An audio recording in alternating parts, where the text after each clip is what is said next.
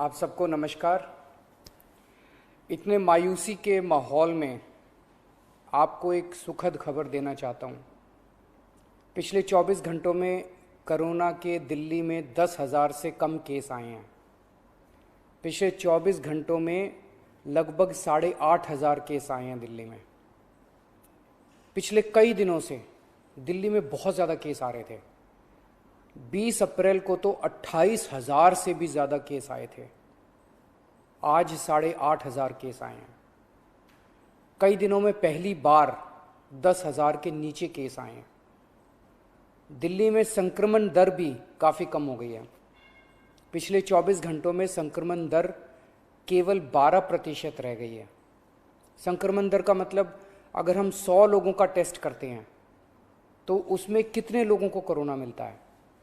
ज़्यादा संक्रमण दर का मतलब होता है कि कोरोना बहुत ज़्यादा फैला हुआ है। आज ये संक्रमण दर केवल 12% आई है।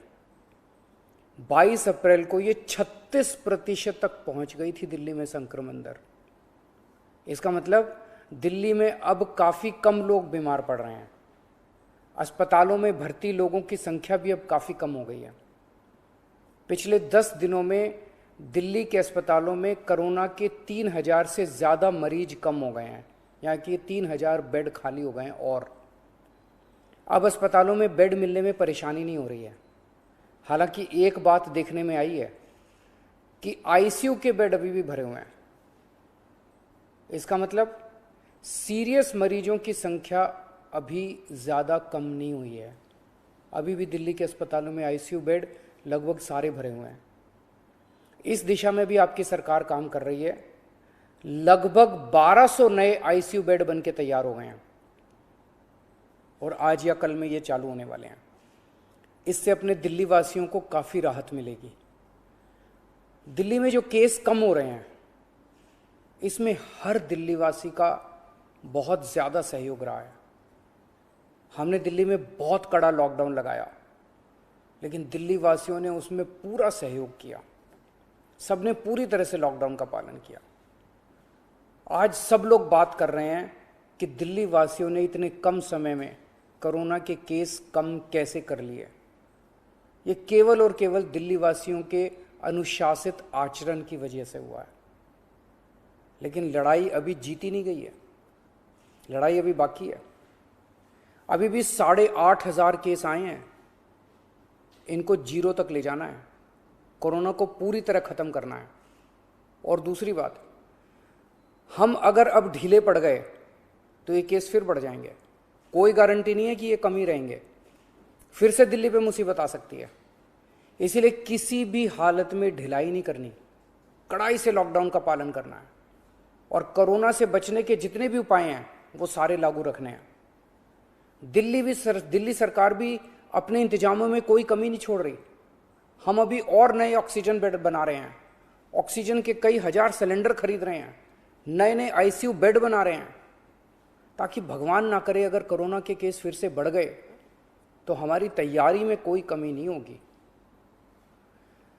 पिछले कुछ दिनों में बेहद दुखदाई, बहुत दुखदाई दिन बीते। पिछले सभी कोशिशों के बावजूद हम अपने कई दिल्ली वासियों को बचा नहीं पाए। कई परिवारों में तो 1 से ज़्यादा मौत हुई हैं। मैं भगवान से प्रार्थना करता हूँ कि इन सभी आत्माओं को शांति प्रदान करे। मैं ऐसे कई बच्चों को जानता हूँ जिनके दोनों माता पिता चल बसे। अब उनका इस दुनिया में कोई नहीं है। मैं ऐसे सभी बच्चों को कहना चाहता हूँ कि उनके दुख को मैं समझता हूँ, पर आप चिंता मत करना बच्चों। आप अपने आप को अनाथ मत समझना। मैं हूं ना। किसी भी बच्चे की पढ़ाई बीच में छूटने नहीं देंगे। हर बच्चे की पढ़ाई जारी रहेगी। हर बच्चे की पढ़ाई और उन बच्चों की परवरिश का खर्चा सरकार उठाएगी। ऐसे कई बुजुर्ग हैं जिनके जवान बच्चे थे, वो कमाते थे तब उनका घर चलता था। अब वो कमाने वाले बच्चे नहीं रहे। ऐसे सभी बुजुर्गों को मैं कहना चाहता हूं कि आपके बच्चे चले गए। इस बात का मुझे बेहद अफसोस है, लेकिन आप चिंता मत करना। अभी आपका ये बेटा जिंदा है। ऐसे सभी परिवार जिनमें कमाने वाले व्यक्ति की मौत हो गई, उनकी मदद सरकार करेगी। ऐसे परिवारों की हम आर्थिक मदद तो कर देंगे, पर ऐसे बच्चों को, बुजुर्गों को इस वक्त प्यार की ज़रूरत है, हमदर्दी की ज़रूरत है। मेरी ऐसे परिवारों के सभी पड़ोसियों और उनके रिश्तेदारों से विनती है, इनका ख्याल रखना।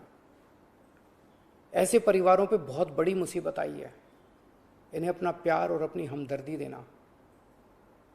दिल्ली के 2 करोड़ लोग, हम सब एक परिवार हैं। इस दुख की घड़ी में हमें एक दूसरे की मदद करनी है। आज ईद का त्यौहार है।